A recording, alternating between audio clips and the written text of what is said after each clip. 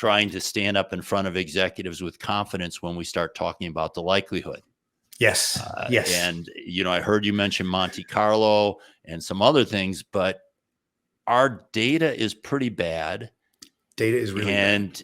And we're dealing with people and geopolitics and all other sorts of things that can change the threat, like that. So do you even try to do that? And if so, how do you try to integrate the likelihood issue into your quantification? This is very exciting.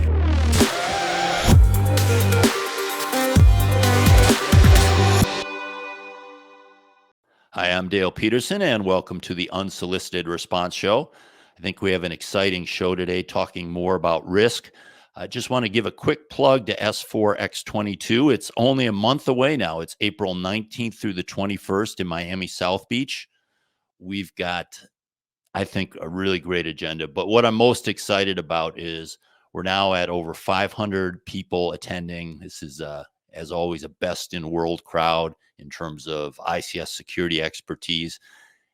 And I miss the people. I haven't seen most of these people in over 2 years since S4X20 back in January 2020.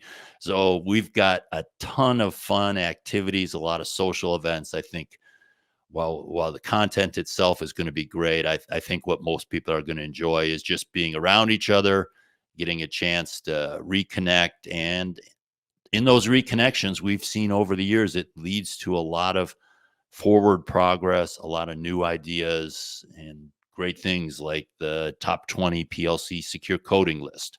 So again, you can check that out at s4xevents.com, April 19th through the 21st in Miami South Beach. And with that, let me bring on my guest for this episode. Joining the Unsolicited Response podcast is David White. He is a co-founder and currently president of Axio. It's a company that makes cyber risk management software. Prior to starting Axio, he worked for 13 years at Carnegie Mellon Software Engineering Institute. And I think for this audience, you'll really recognize some of the projects he worked on. He was the chief architect of the electricity sector cybersecurity capability maturity model, or what you hear as C2M2. And he was involved in the oil and gas one. So very, very understanding of the community. And he was also, just one last thing, he was co-author of CERT's Resiliency Management Module. Resiliency Management Model. So David, welcome to the show. Dale, thank you for having me. I think I'm going to, I want to talk a lot about what you're doing to quantify risk at Axio, but since you're here and you were so involved in the C2M2 stuff, I want to maybe start there. Sure. We've heard a lot about it, read a lot about it. I know some people that have used it. As it was designed, there were four main goals for it. Enhance cyber posture, consistently measure cyber capabilities, share knowledge, and prioritize action and investments.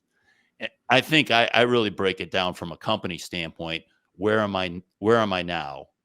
Measure where I am now. And where should I be spending my resources on, prioritizing investments?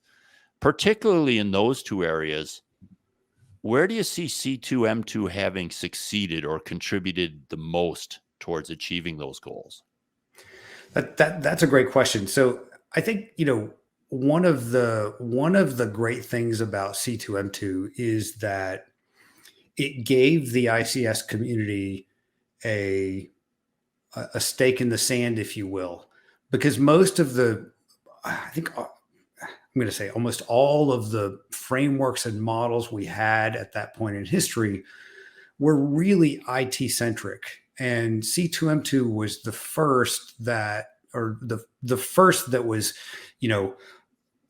promoted by a federal agency, developed by a community of experts within a sector that really gave standing to ICS and ICS security as an important consideration for critical infrastructure in the US.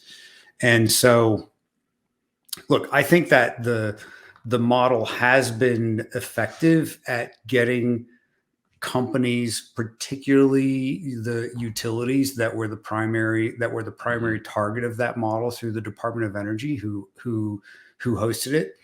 um, getting them to pay attention. And I know that the natural gas utilities have taken it up in a very major way, as have electric utilities across the ownership segments. The IOUs, the munis, and the co-ops have all adopted C2M2 or derivatives from C2M2. Hmm. And so I think it has been effective at causing investment. I've followed along very carefully with a couple of companies that have used it to revolutionize both their IT and OT or ICS security programs.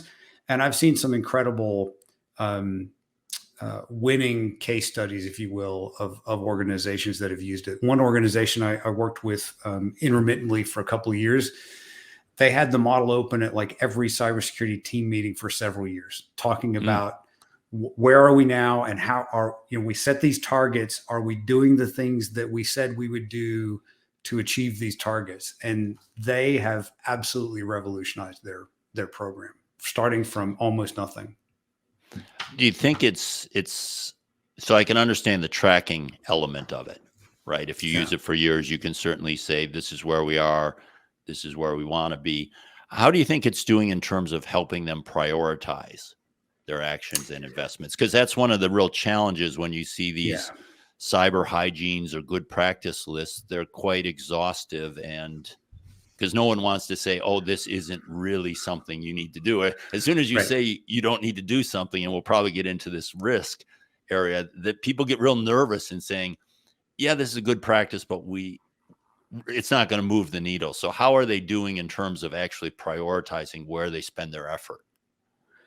Well, I think the model has made a difference there as well. Okay. I'm thinking about a lot of we did a lot of work with the various trade associations to reach out to the utility sector and got to work with a lot of utilities and members of those trade associations as a result. And I think that so I've been in a lot of workshops with companies that are adopting the model and using the model to guide improvements. And just thinking back to some of the conversations and, the notion of supply chain risk management, which is one of the 10 domains in C2M2, we called it external dependencies management, was really incredibly nascent in 2012 when we released the model. And so no surprise that in a lot of those workshops, when we were with organizations using it in the early days, especially, they were like, yeah, we really aren't off the dime here. Right. But we really need to get started. And so I think that the model did shine a light on that issue in particular. I can see as a result of a lot of conversations I've been in, and caused organizations to start taking that on. So I do think that it's helped organizations prioritize. I don't think anybody in your community would really argue against the importance of supply chain risk management or third party risk management as part of their whole cybersecurity program. But I think that in 2012, it was not a common conversation.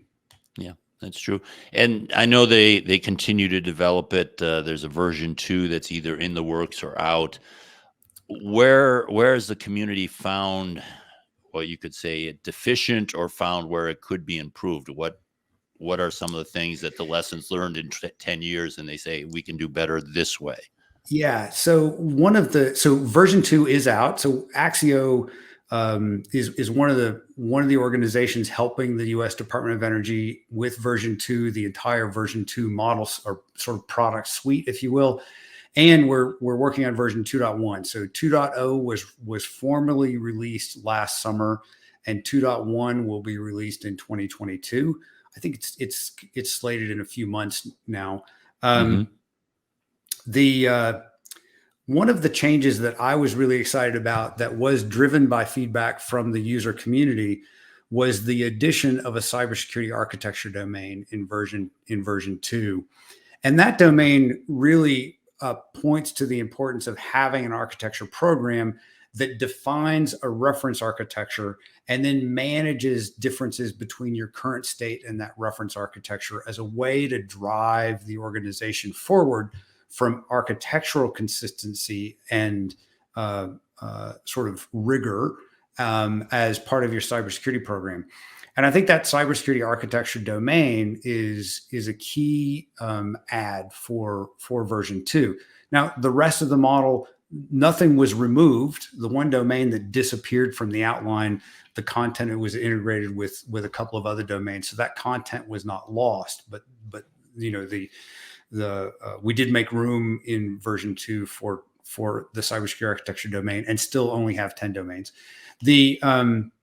So I think that's one of the major improvements. You'll also see better treatment of physical access control versus logical access control in the access management domain, and a lot of other fundamental and structural improvements in the wording and organization of the model content. So I'm really excited about version 2.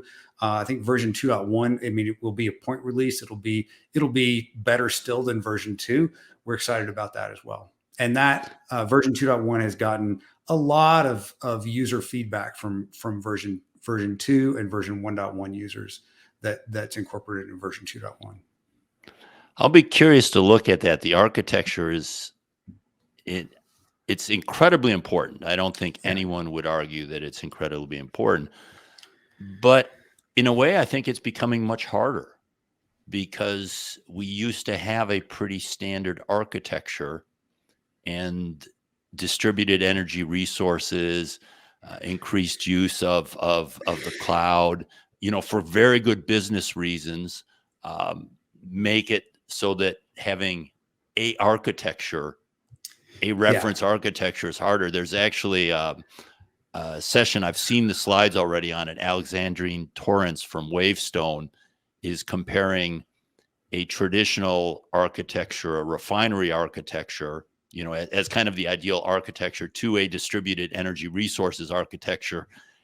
And they're very different. Yes. Even in the ones that she said, from a security professional standpoint, this is what I would want to see. So I'll have to look at that. I think that's actually going to be a challenge for the industry. Yeah. Well, I think that it's a place where, just like with the external dependencies management or third-party risk management back in 2012, it's a way through the model to help organizations start to prioritize something that is really important today and becoming increasingly important. Yeah. And I think, Dale, is, your community is well aware of the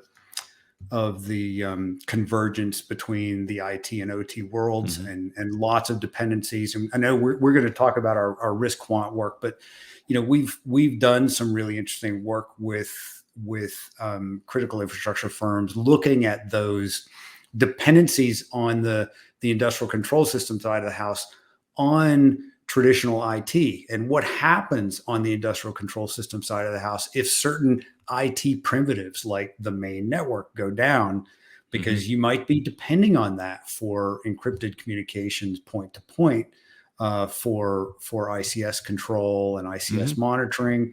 You might be depending on those customer interfaces that are IT systems to alert you in the control room when things might not be going as you expect. And so that's an additional piece of data. What happens to your operators when they're blinded to that because of an IT outage? So I think that, you're correct in that the architecture of these systems are increasingly complex. And I think that,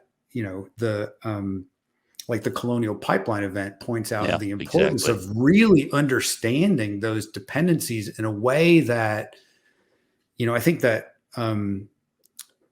it can be really easy to lull ourselves into this confidence that those IT systems are just going to be there, right? They're like air.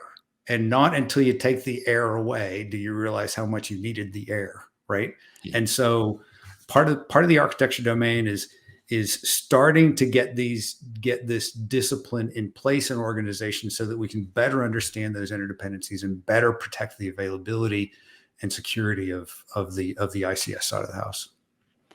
Okay, so Dave White, president, founder of Axio, joining me here, and it's about time we start talking about what you guys do.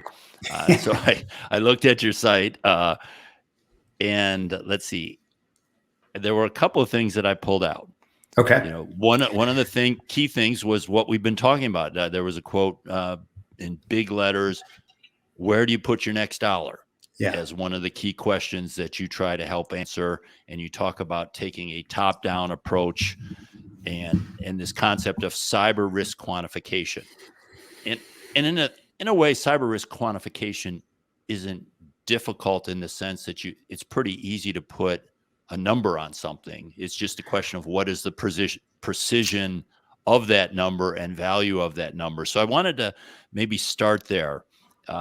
You say that you can do quick time to value, quantify risk in hours, not months, board reports readily available in minutes. So when you talk about gathering this information in hours that begins, I'm sure quantification is an ongoing process, right? But you start to get some value after, 2, 4, 8 hours, you start to get some value. How are you gathering the information that you're using as input to your quantification approach? So that's a great question. First of all, our quantification approach, you're going to hear me talk about how we did it in the old days. But do you mind if I tell you a little history story first of sort of where those concepts came from? Okay. So Axio was founded by me and Scott Canry. And Scott, I came from Carnegie Mellon University. I was a cybersecurity guy. I wrote some models, as you mentioned earlier. And so I came at cybersecurity very much from a control-centric perspective, right? Classic cyber guy. And Scott was in the insurance industry. Scott built the cyber practice at Aon in New York, one of the world's largest commercial insurers. And so when Scott and I first met in New York over a couple of beers, we got into this lively debate about, if an organization had a mythical $1 left to spend, where should they spend it? Should they buy an insurance policy from Scott, or should they buy a control that is recommended by me, or one of the models or frameworks I've worked on? And how do you decide? Because we both agreed that both are legitimate choices, because insurance works as a risk transfer control, and that's a valid control. It's just as valid as a protective or detective control, because it actually transfers the financial exposure from a risk, right? Or resulting from a risk. And so he and I started sketching and imagining how we would really help a risk leader or security leader answer that question. And that's where our methodology came from. So quantification is a key element of that. Quantification is just looking at cyber risk in dollars and cents terms. So I like to think of it as like sending the CISO into the boardroom with a dollars and cents report rather than a red, yellow, green report. It's time for the CISO to put down the crayons, right? And so the way that we start is with identifying risk scenarios. So our methodology is a scenario-based methodology, and a scenario could be something like, look, the entire IT network backbone is out because of reason X, Y, or Z, some known vulnerability that we know that we have, or some attack that we've thought through that was perpetrated against us by a third party. And then what's the business impact of that, which often pulls the ICS folks to the table, because then you want to know, like, what's happening to my operations, especially if you're a critical infrastructure firm. What's now happened to my operations because I'm completely without an IT network, as Colonial found itself to be during that ransomware event, right? And we have developed a taxonomy, if you will, a big list of common impacts from a wide-ranging cyber event. And you march through those impacts and make estimates. Now, we make estimates. We recommend you can make estimates just by throwing a number on the table. We recommend that you make estimates by writing or using a simple math equation that we recommend. So we have recommended formulas for every type of impact. And so the very first impact in the list is forensics. Are we going to hire an outside forensics firm to come in and help us understand what's wrong, make sure the attackers are no longer in our system, as part of our response to this? And if the answer is yes, you're going to spend money on a third-party forensics firm. then what do we estimate we pay? Well, do we have a contract in place so that we've got a pre-negotiated rate? How many folks do we think we need from there? How many days do we estimate they're going to be on site, given this story of a risk that we just came up with? And then what are we going to pay them? It's pretty easy to estimate that, right? What gets hard are estimating things like, what is our lost revenue as a result of that outage? Now, if you're running a factory and the factory is making widgets, and you know that every widget sells for X dollars, and you make 1,000 of them a day, and you estimate that if you're going to be out of production for 10 days at your factory because of this event, then it's pretty easy to estimate how far behind in your production you're going to be at the end of that. And then if you're a seasonal manufacturer, how far does that put you behind for the entire year, or is it something you can make up? So are you looking at delayed sales, or you're really looking at lost sales because you'll never make enough widgets to catch up, right?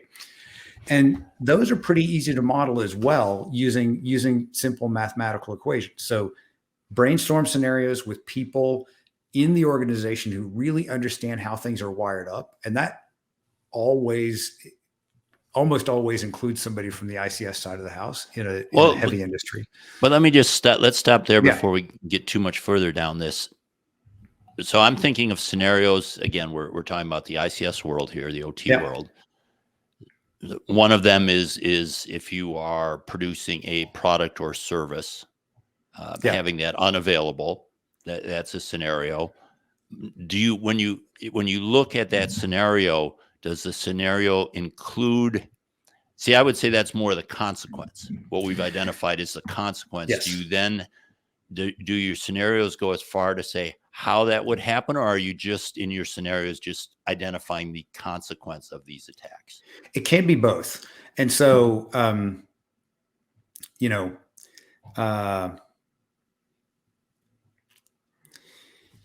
trying to give you a good example without. Well, I can just think in the ICS world that we don't have a huge amount of consequences. We have outages, right? We have equipment damage. Yep.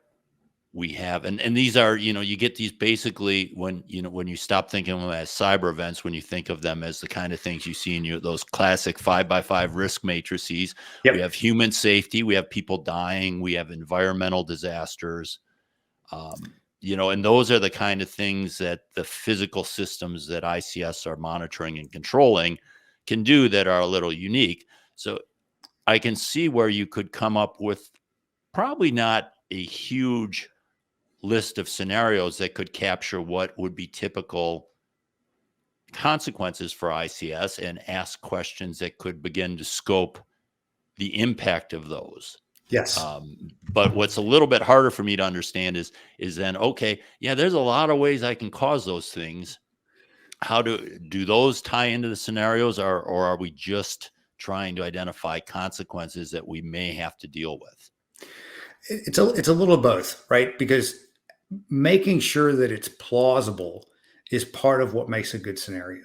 And so being able to tell the story of how the compromise occurs, how an attacker could get in and cause something to happen, or how an insider could get in and cause something to happen, or how a dependency on some other system that you don't have a lot of control over, that if it goes down is going to have a side effect of causing you to be down, right? So, for example, with one manufacturer, we modeled the outage of an automated warehouse. Why? Because the automated warehouse is entirely dependent on an IT system, an ERP, that is hosted in the cloud, right? And so there are a variety of ways that could take that ERP away from us. You could have an internet outage, you could have a cloud outage, you could have a backhoe through your connectivity. There are lots of reasons you could have that. And so, we pick one. Which one do you think is most likely? Which one is most unprotected that we could actually add protections about? But then, that warehouse being down causes them to shut down the factory because of just-in-time production, because without being able to get things out of the warehouse and distributed to customers, there's no room in the warehouse. And so they have to stop production, right? So it sort of cascades into the production. But that might not be the only way you can take out production. You could also take out production with, an ICS attack where somebody takes over a control room or somebody causes a piece of equipment to malfunction and damage, requiring the assembly line to be shut down or repaired. Mm-hmm. So there are lots of ways to get to that factory outage, and it's worth modeling all of them, at least from an attack vector. And once you've quantified one, and you know that factory being down for a day has the following impact on income, and that's the biggest impact generally, then you can very quickly quantify all of those scenarios, and based on how quickly you could recover from them. You may actually find that you have some deficiencies in your recovery plans and capabilities that you could address to accelerate that recovery and lose less money. That's often spotted as a place where improvements could be made that could save you a lot of money in the event of a loss like that. So you take you begin with a scenario-based approach, and you've got a list of scenarios to at least help asset owners, companies identify things that would happen, and then they would. I'm sure they could create their own scenario too. I'm sure the software is flexible enough that they can add their own. And then there's probably some questions that allow them to put some scoping in terms of the quantification numbers related to those scenarios. Yeah. Okay. So they do that. Then what's the next step after that?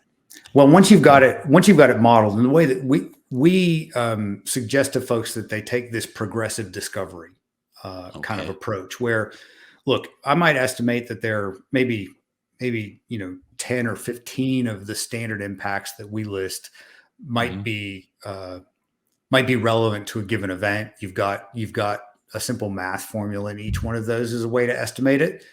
And then you might say, you might not have very good confidence in any of those, but you can use ranges. Like, well, forensics, we think they're going to be here from, they'll probably be here at least 3 weeks.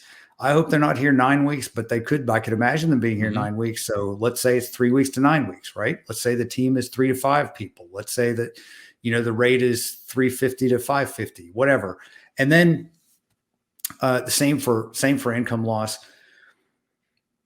You might decide that, for really big numbers, it might be worth some additional digging after sort of your initial estimate to say, that number's big enough that I want to scratch at that a little bit. I want to go talk to Joe in accounting and Bob in legal and, Sally in manufacturing ops, and make sure that we've really got these estimates pretty tight before we tell the board that this is how much risk we're looking at, because that's looking like a pretty big number, and that number is driving the entire scenario.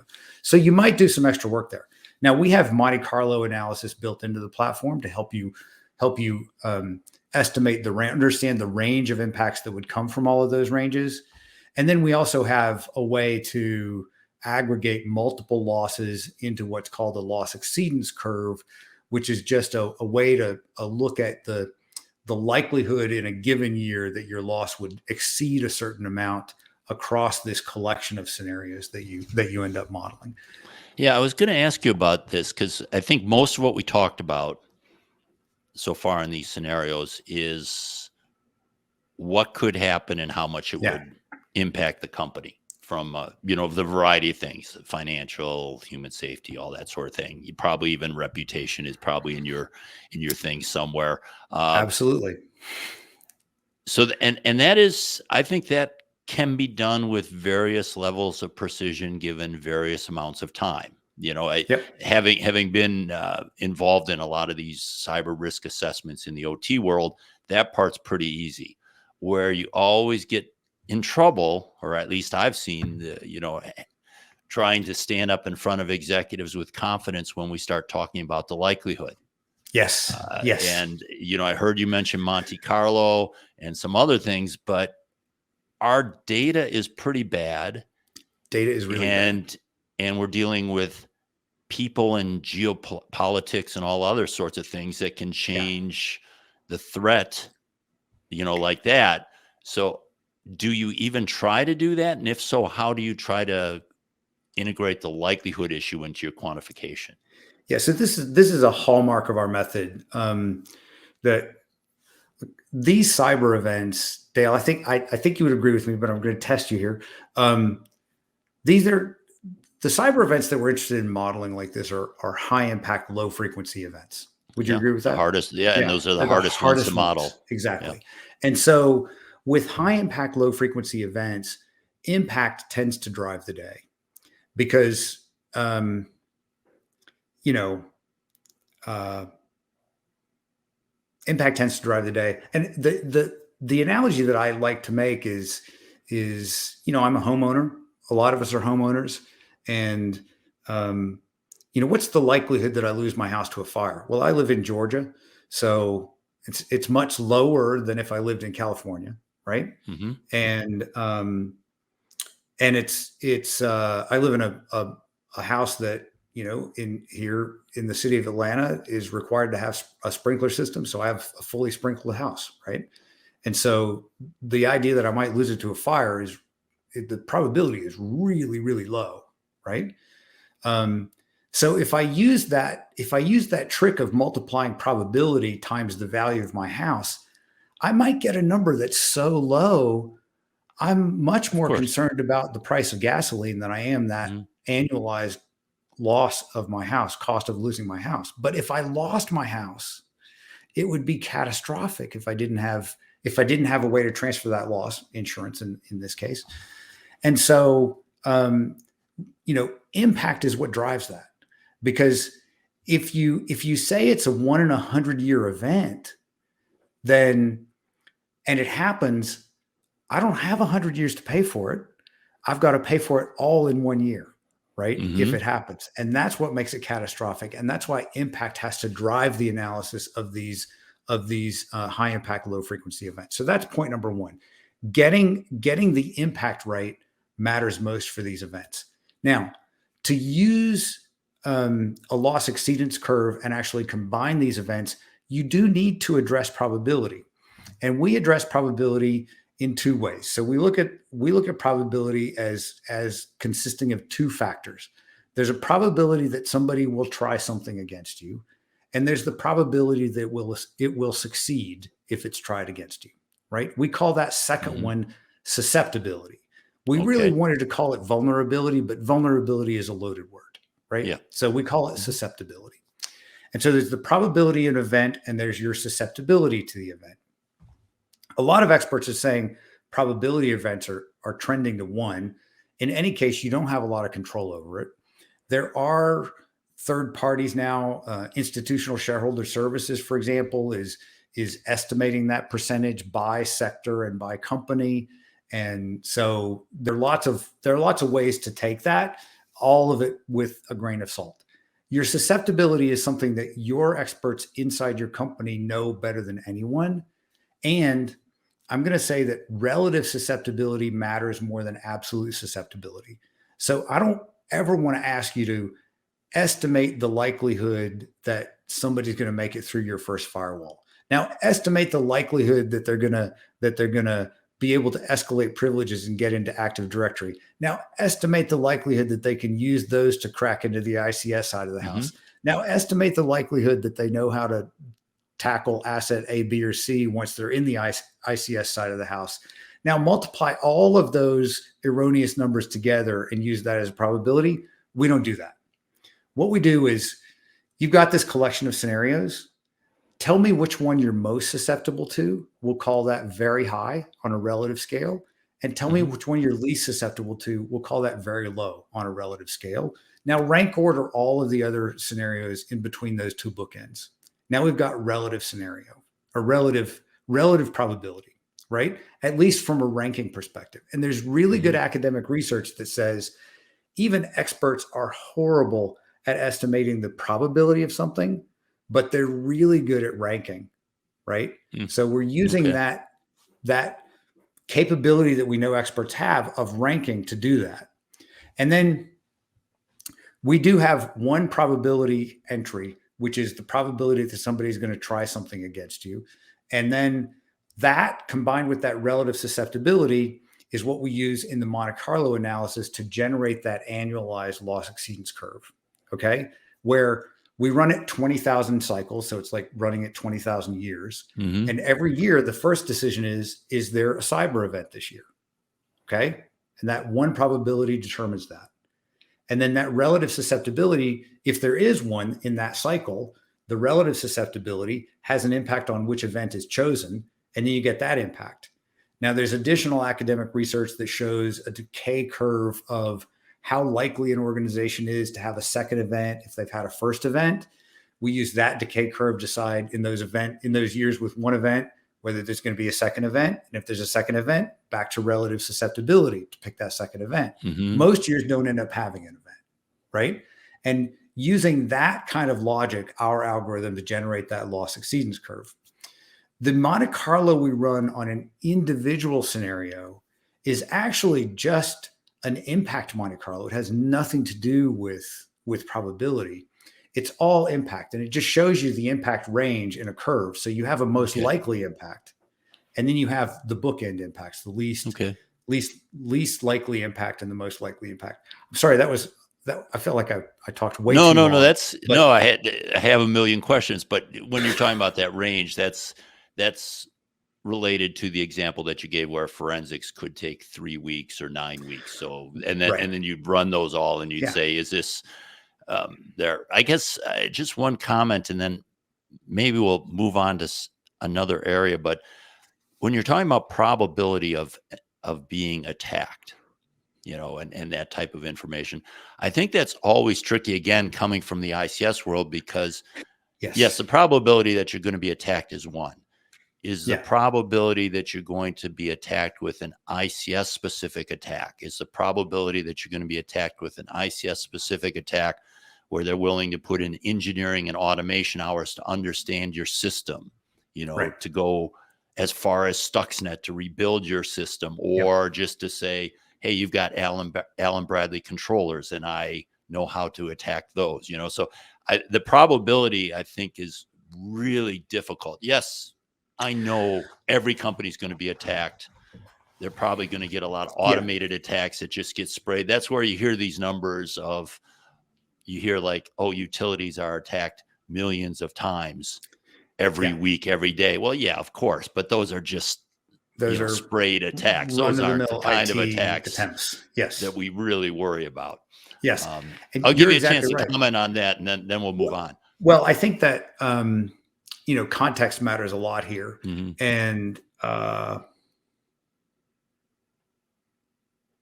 just want to be careful of what I'm about to say. Okay. Dale, in my experience, a lot of organizations have done a great job at the basics for ICS cybersecurity. Mm-hmm. And occasionally I'm really shocked by what's not been done from a basic level of segmentation or other protective control strategies in the ICS world. And so it really depends on. Now, you're exactly right of a motivated attacker wanting to understand things, but even a clumsy attacker disrupting things can do that without some basic controls in place, right? Oh yeah, of course. And we also know that I don't think there's been any sort of headline grabbing cyber event that hasn't involved a control failure, right? And so we also need to consider the possibility of control failures as part of that sequence as well. And so even in a very well protected organization, that's why I would argue that the susceptibility is non-zero on the ICS side, but it might in an organization that is doing a really good job on ICS cybersecurity. Those ICS attacks and events are going to be infinitesimally less susceptible for that organization than an IT-centric event. And we've done this work with some organizations recently of modeling those dependencies, because there are, as we saw with Colonial again, there are ways in which a disruption on the IT side of the house can disrupt operations on the OT side of the house it just as though there were an attack, but without doing any damage or requiring any cleanup, right? Yeah, I think that your approach is very easy to understand how it could work for those dependencies. Yeah. Scheduling systems, billing systems, shipping systems, customer order systems, all sorts of things, recipe systems for Yep. manufacturing plants, all sorts of things like that. Is there a difference? Do you have like an ICS module in your product, or are there just scenarios and other things that are ICS related? We don't have an ICS module. There are scenarios and experts on our staff that understand that side of the house and can help organizations develop those scenarios. Okay, so then Yeah. with that, I wanted to ask that quickly before we get to the next thing. So we've gone through, we found the scenarios. Yep. We have some way or another quantified those scenarios.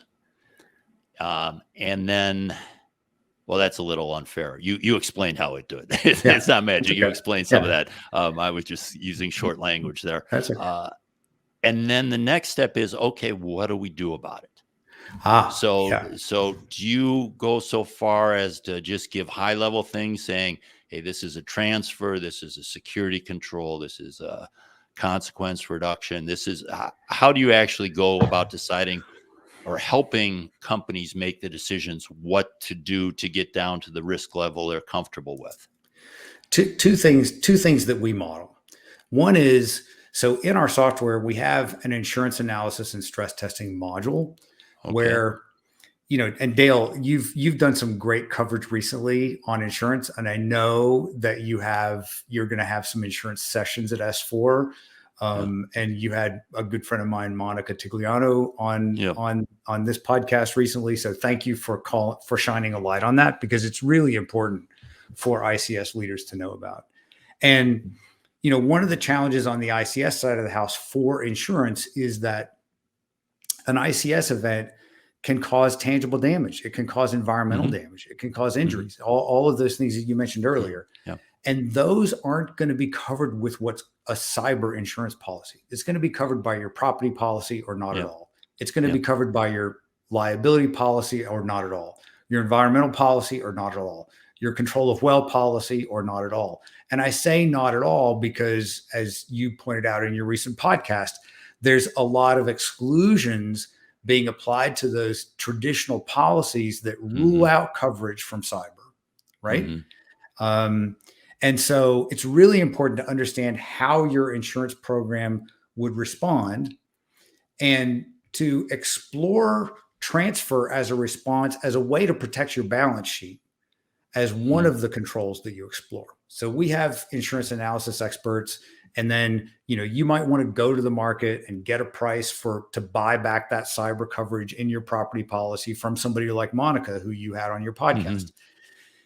The other thing you might want to do is look at control deficiencies, because if you've said that, we know we're more susceptible to this scenario than this scenario, because we know over here there's this control that's weak, or we've got this one place where there's still single factor authentication that could be a gateway to that, or because I've heard lots of, and you get the experts in the room and have them talk about the plausibility of something.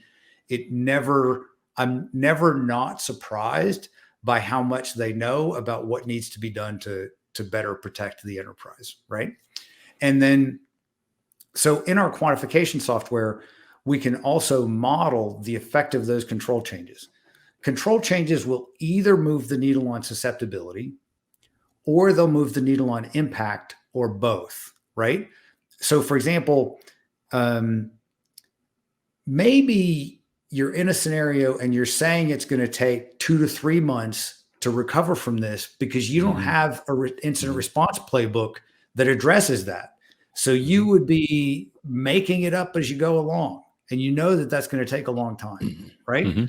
Well, what would that time, if you make an investment in a rock solid incident response playbook, and you have some exercise and you train your team in recovering from an event like that, how much could you reduce that recovery time by, right? So that's reduces impact, doesn't reduce susceptibility, because that's all recovery focused, right?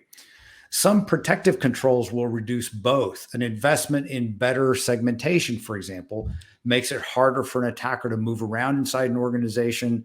And so it's a protective control. It reduces susceptibility. It can also reduce what I like to think of as the blast radius of an event, Mm-hmm.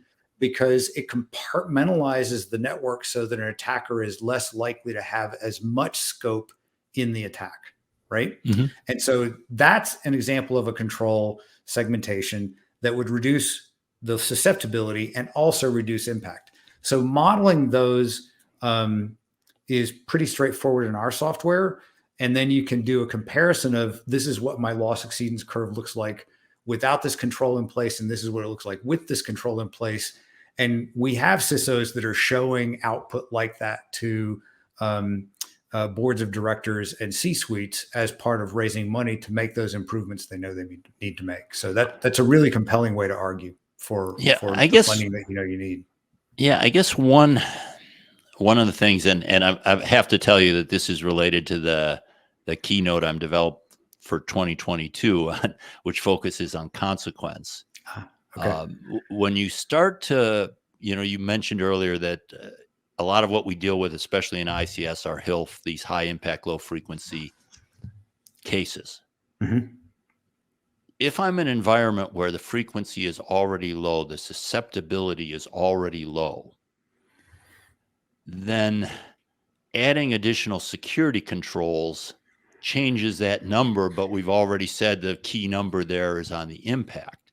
Yeah. So I would think that, and we're quite frankly, we're facing this a lot in the industry. I've been pushing back, people say, oh, you need to patch your systems. This is a security control you're lacking. And then people like Dragos come out with something that says about 4% of the patches that came out, control system patches, were actually worth applying, So Yeah. as we start to get, if I'm looking at this from a risk perspective, I am doing the basics, and then I'm focusing almost entirely on consequence reduction. Yeah. Can I bring my system up faster? Can I run manually? Can I have a non-hackable protection in place so I don't cause the environmental disaster and that sort of thing? So when you say control, I don't usually think of those as controls, and maybe it's just a difference in language. You're calling consequence reduction measures, even something like saying, I'm going to put in something that is non-cyber and can't be hacked. Yes. As a protection measure. That's considered a control in your world. It is. So I'll give you an example. So we did some modeling a couple of years ago with a big industrial company, and we're presenting the result to the CFO, and the CFO said, so someone from my team, please explain to me why this is plausible. What is it about that factory that makes this plausible? And their engineer said, well, it's because the engineer responsible for the industrial control systems at that factory lives 2 hours away. Yeah. And so we turned on remote access so that he can manage all of these systems from home. That's the only pathway in. And that's what would make this plausible from a network-based attack perspective. Right?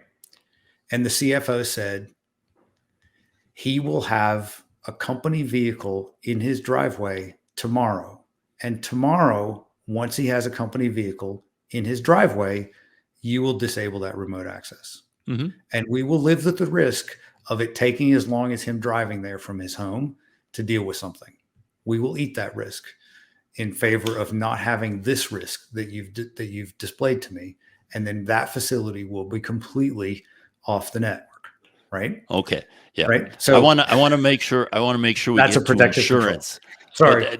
No, this is great. I mean, we probably could go on for a second hour, but I want to be respectful of your time. Sorry, Dale. But the example you gave is great, because I bet if you would have just talked to the people in operations, they would have believed that is mandatory, that having this remote access is mandatory, that I oftentimes see them making risk decisions above their risk acceptance responsibility. And I'm always telling them that's a career limiting decision. You Yeah. got to push that up to the people that can accept risk. I mean, they could decide it's so important that 2 hours is too long, but they're going to run 3 shifts of people with this capability. So there's Yeah.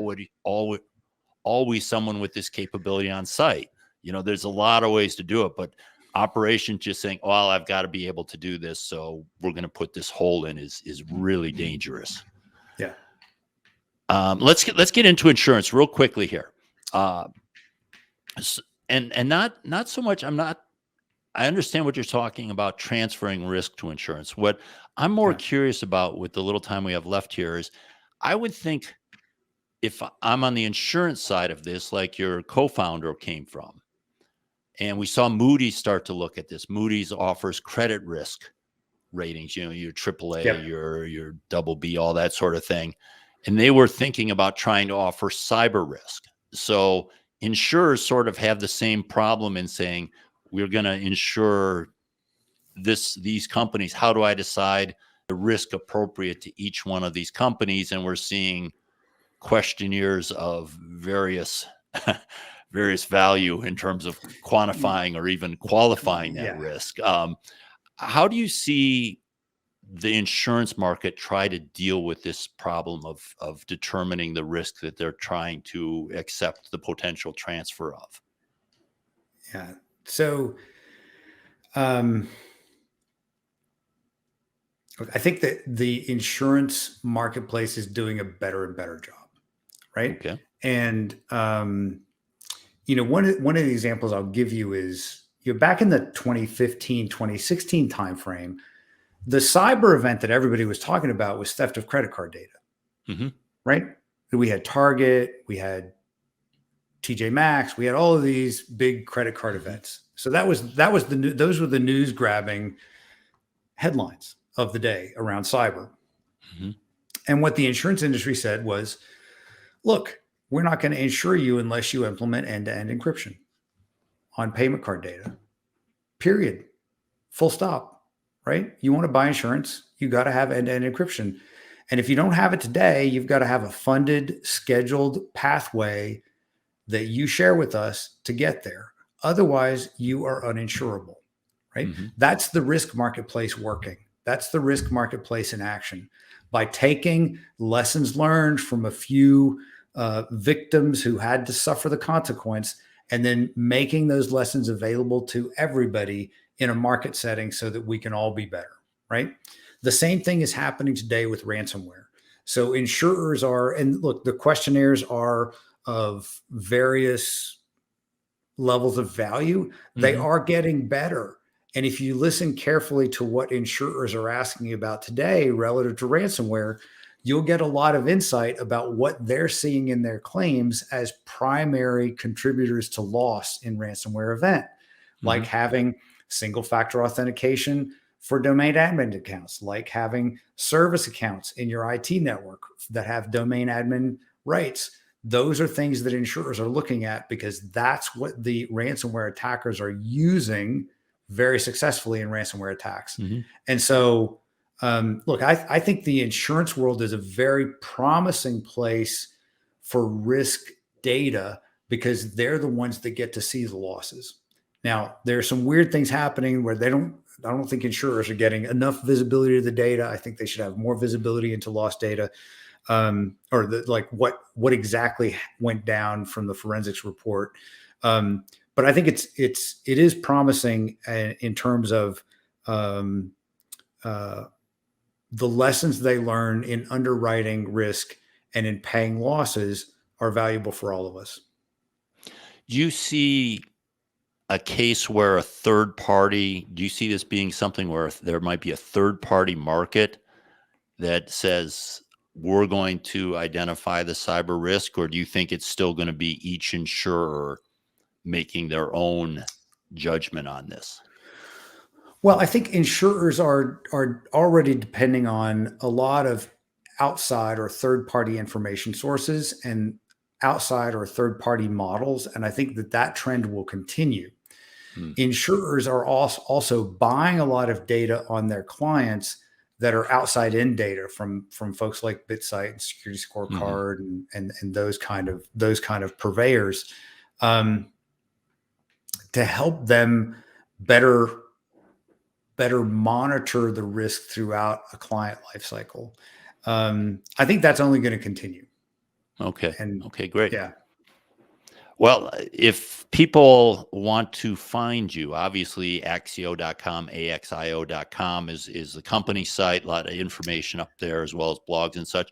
I found you on LinkedIn, and we'll make sure we put that. Are you active Twitter or anywhere else, or is LinkedIn the best place to find you if someone wants to talk to you? I'm more active on LinkedIn than I am on Twitter. So if you want to find me, you can always reach out to sales@axio.com. And the sales team will put you in touch with me. You can find me on the Axio.com webpage. And Dale, I know that our marketing team, hearing that you spent some time on our website, our marketing team is going to be disappointed because we're rolling out a new website in the next week. So we hope you'll come back and visit it once we get the new one out there. We think it'll be a ton better than the current website. But we really appreciate you having me on the show today. Well, that's great. I'm glad you could come. Thanks for your time. Thank you, Dale.